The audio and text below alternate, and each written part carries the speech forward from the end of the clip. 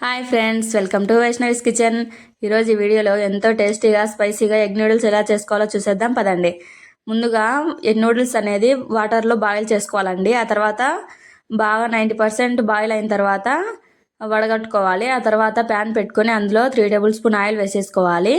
ఆ తర్వాత సన్నగా తరిగిన పచ్చిమిర్చి, క్యాబేజీ ముక్కలు అనేది వేసేసుకోవాలి. ఆ తర్వాత అల్లం వెల్లుల్లి పేస్ట్ వేసి మొత్తం మిక్స్ చేయాలండి వీడియోలో చూపిస్తున్నట్టుగా. మీ దగ్గర క్యారెట్, క్యాప్సికమ్ ఉన్నా కూడా వేసేసుకోవచ్చు.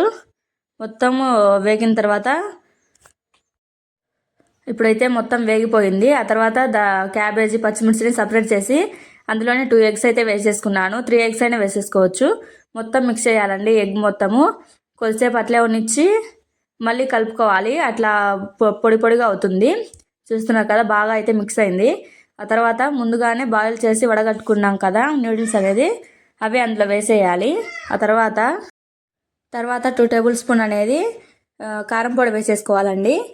ఆ తర్వాత 1.5 స్పూన్ వచ్చేసి సాల్ట్ వేసేసుకోవాలి. సాల్ట్ అయితే చూసుకొని వేసుకోండి, ఎందుకంటే మనం మసాలా వేసుకుంటాము, అందులో కూడా స్పైసెస్ ఉంటాయి.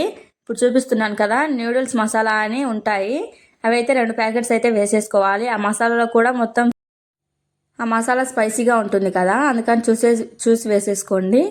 ఆ తర్వాత 2 టేబుల్ స్పూన్ అనేది సోయా సాస్ వేసేసుకోవాలి. మీ దగ్గర టమాటా సాస్, చిల్లీ సాస్ ఉన్నా కూడా వేసేసుకోవచ్చు. మొత్తం వేసేసిన తర్వాత వీడియోలో చూపిస్తున్నట్టు మొత్తం మిక్స్ చేసేసుకోవాలండి. బాగా స్పైస్ ఎక్కువగానే ఉండాలండి.